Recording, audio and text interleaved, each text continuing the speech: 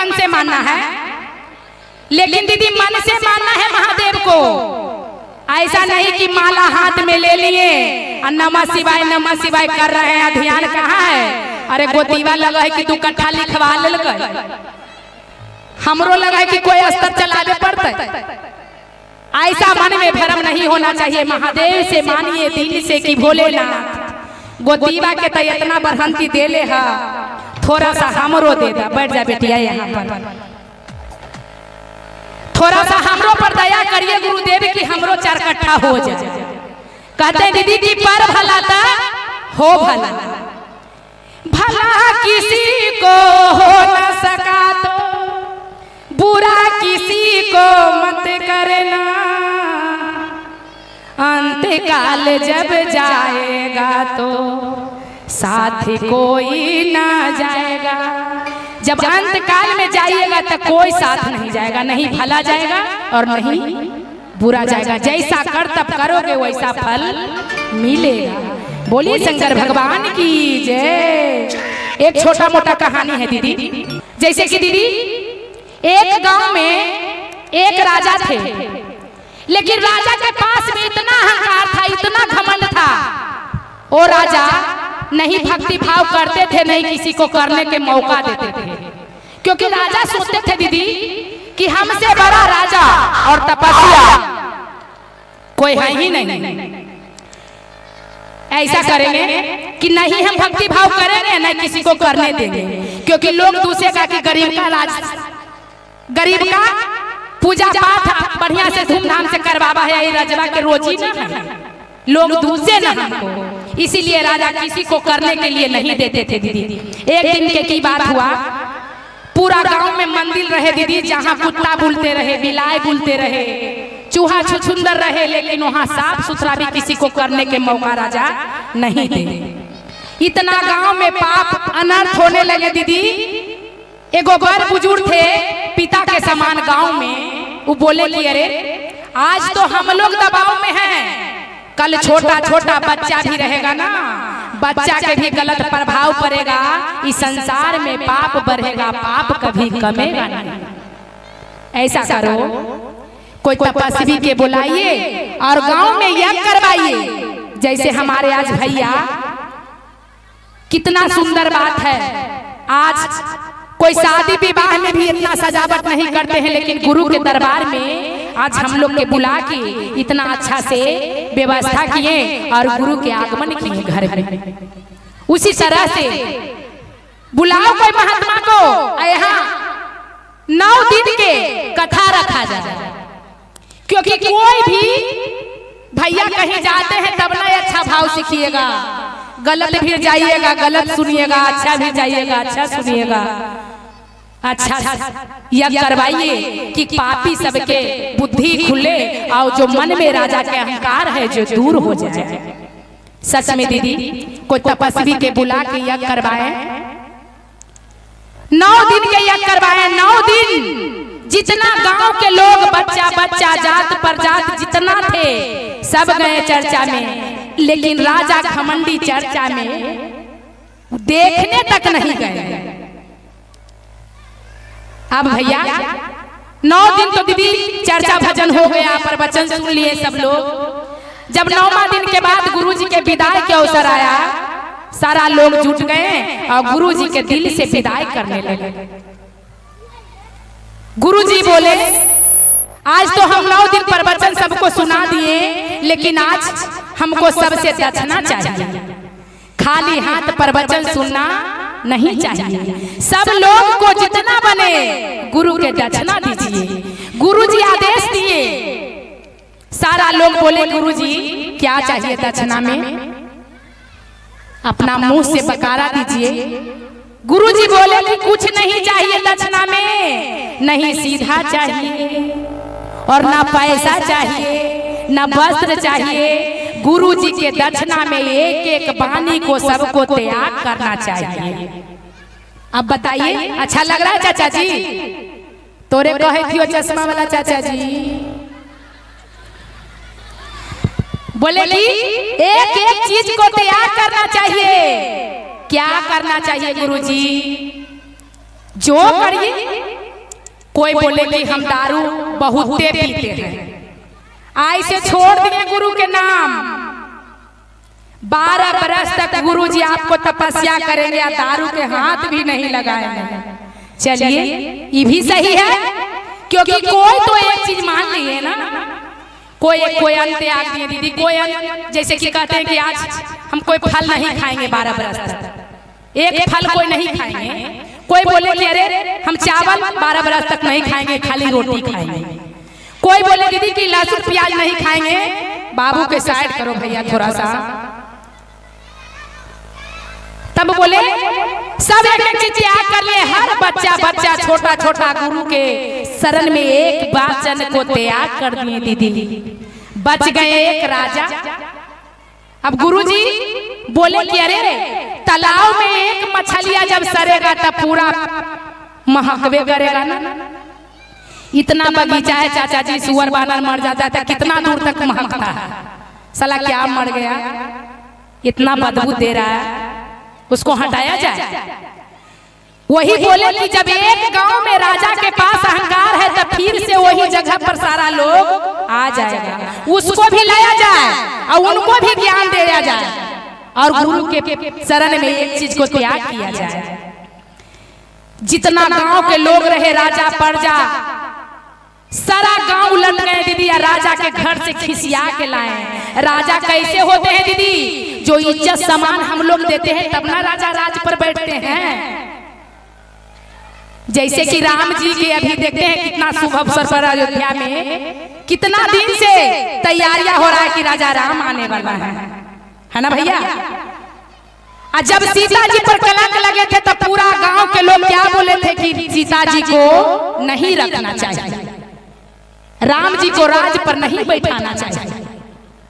जो लोग कहे वही न हुआ, वही माने कि राजा कब हो, जब हम लोग इज्जत दे रहे हैं तब हो। राजा जी खिसिया के लाए और वहाँ प्रवचन जहाँ हो रहा था गुरु जी बोले कि राजा आप भी एक वचन को त्याग करिए। राजा बोले कि हमसे पूजा नहीं होगा, हमसे पाठ कुछ नहीं होगा, नहीं सहा जाएगा और न हम तोहफा दान में भी देंगे। इतना प्राण हमको अटकल है धन में। लेकिन जाइए, अब जब कहते हैं गुरु जी मन में सोच लिए भैया एक चीज को त्याग करना चाहिए। चलिए हमारे घर के सामने कुम्हार भैया के घर है। देखिए भैया, जिनको भगवान चाहते तो कितना बड़ा कदम उठाने पड़ता है। जैसे कि राम को कितना बड़ा कदम उठाने पड़ा कि 14 बरस वन काट के आज अयोध्या में झंडा फहरा रहे। उनको युग युग तक होते रहेगा और लोग मनाते ही रहेंगे। उसी तरह से राजा बोले कि घर के सामने कुम्हार भैया के घर है, जाइए आज से गुरु जी हम यही वचन ले लिए कि बिना कुम्हार भैया के मुख देख ले आज से हम क्रिया कर्म तक भी नहीं करेंगे। सबसे बड़ा तपस्या तो यही ले लिए भैया। अगर शायद कुम्हार भैया कहीं चल जाए तब तो राजा के भूखल प्राणे टूट जाए। मान लिया कि दीदी लहसुन प्याज ना खाएंगे तो चलेगा, एक दिन दारू ना पिएंगे तो चलेगा भाई, लेकिन मुख देख के खाना है तो कहीं चल जाए तो हमारे प्राणे टूट जाए। लेकिन राजा के गुरुजी बोले कि कितना अच्छा आप वचन ले लिए, अगर ऐसा वचन पूरा हो जाएगा हर इंसान को दिल में भगवान बस जाएगा और कोई भी नहीं कहेगा कि भगवान में जुड़ना चाहिए। 12 बरस तक राजा तपस्या किए दीदी। 11वां साल बीत गया। भगवान उनको परीक्षा लेने लगे कि अब तपस्या में लगता है कि राजा से पूरा हो जाएगा, क्योंकि है पापी लेकिन लगता है कि वचन खाना है जो पूरा कर ही देगा। अब 11वां साल बीत गया दीदी। कुछ दिन बच रहा था 12 बरस पूरे में चाचा जी। तब रानी कहे राजा के कि राजा हमको तीर्थ करने के मन कर रहा है, चलिए ना तीर्थ करें। राजा सोचे कि आहा इतना वचन रानी कभी नहीं बोले, आज बोल रहे कि तीर्थ करने का मन है। अयोध्या में कितना बड़ा मेला लगा हुआ है, चलिए ना घुमा देने के लिए। अब बोले कि अरे रानी हम आपसे नहीं कहेंगे कि नहीं ले जाएंगे घुमाने के लिए, लेकिन जाएंगे तीर्थ रानी, लेकिन हम तीर्थ पर अन्न जल नहीं करेंगे। हम अपना घर के अन्न जल खाते हैं। हम कोई बाबा सन्यासी से ज्ञान लिए हैं रानी बोले कि बहाना कर रहे हैं जाने के लिए, औरत के जात जिद होबे न कर है भैया जी, हम भी तो औरतिये ही, हम अपनों पर बोले जिद करिए तो कहियो कि हम जाइबो तो जाइबो चाहे जे हो जाओ, लेकिन ना भैया कभी कभी सोचे पर है कि ना जिद जी के काल हो जाए। तब कहे रानी कि हम जाएंगे, बोले चलिए। 4 दिन 5 दिन तक तीर्थ घूमे दीदी, लेकिन राजा अन्न जल इतना नहीं खाए। अब रानी हंसते खेलते तीर्थ कर रहे हैं, गिन रहे हैं, खा रहे हैं, और राजा बेचारा के मुंह कान पानी अन बिना सूखा जा रहा है। रानी बोले कि एक दने खुशी एक दने गम, इससे अच्छा है राजा कि चलिए अपना घरे, हमरा तीर्थ करना बेकार है। घरे गए दीदी, तब बाई में राजा झोला झक्कर धरते हैं और दौड़ल जाते हैं कुम्हार भैया के घरे। कुम्हार भैया के भी 12 बरस पूरे वाला है। कुम्हार भैया क्या लिए थे गुरुजी से दक्षिणा कि जब 12 बरस पूर जाएगा गुरुजी, तब पर्वत के ऊपर से मिट्टी ला के आपको घड़ा बना के हम दान करेंगे।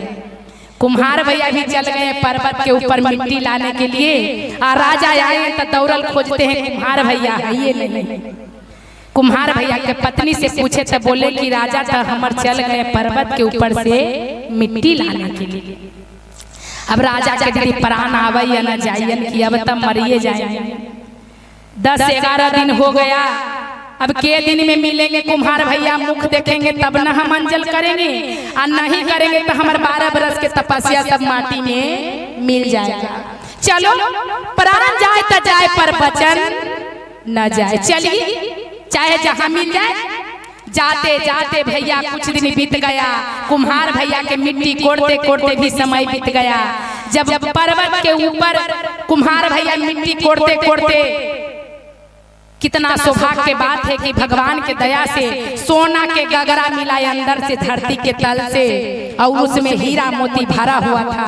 और वहाँ राजा पहुँचते हैं और कुम्हार भैया गगरा के लेके झूम झाम करके नाच रहे हैं पर्वत के ऊपर, और कह रहे हैं कि भले न कोई देखियो ले तो हमरा से छीन के लेके भागियो जाए। इधर उधर देख भी रहे दीदी, नाच भी रहे, लेकिन कहीं नजर कोई के नहीं पड़ता है। लेकिन राजा बाई में दौड़ल दौड़ल जाते जाते उसी समय राजा पर्वत के नीचे पहुंच गए।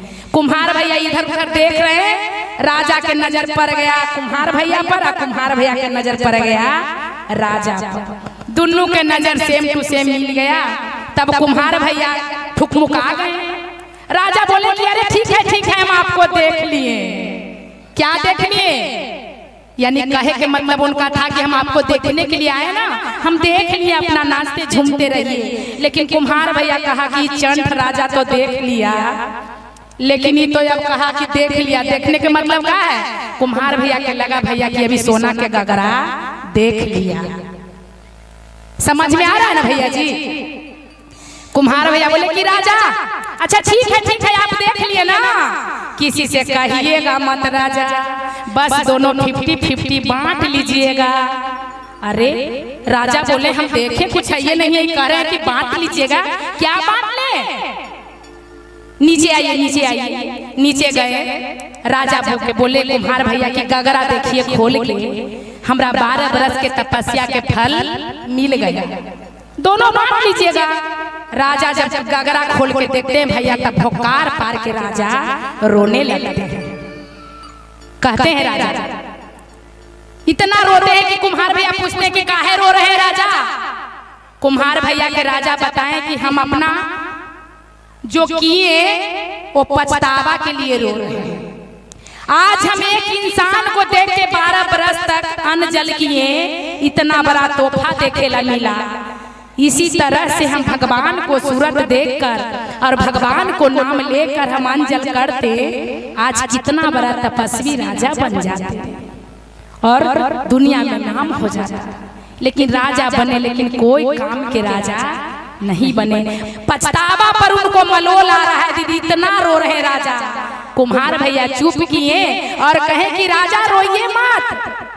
जो अहंकार होता है लोगों के पास में, वो एक दिन इतना बुरा बलाय बन जाता है कि संसार में उनको रहने के लिए लोग मुट्ठी भर भी जगह नहीं देते। इसीलिए मानना है दीदी, चर्चा के मतलब से क्या समझे आप लोग? मानना है दीदी तो पति के भी मानिए तो भगवान है। और भगवान के भी माने तो भगवान भी हमारे स्वामी हैं। उनको सेवा करिए और घर परिवार में खुशियां बांटिए। और इंसान को मानिएगा ना, आज जाके 5,000 रुपया तोरा तरे तरे दे दे तबा कहतो के हे तोर पति जी तोरा माना कोई लफुआ लफंदर आके चलो ना हमरा जौरे है तोरा बढ़िया बढ़िया मेला घुमाए आ चाट चाउमीन छोला खिलाए।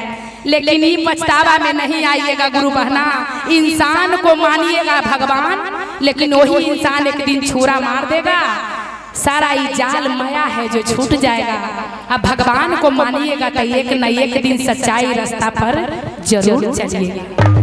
इसी तरह से अपना चर्चा को गुरु के चरणों में प्रणाम करते हैं। और सभी दीदी भैया को अगर चर्चा अच्छा लगे तो एक बार जयकारा हो जाए। बोलिए शंकर भगवान की। अच्छा लगा?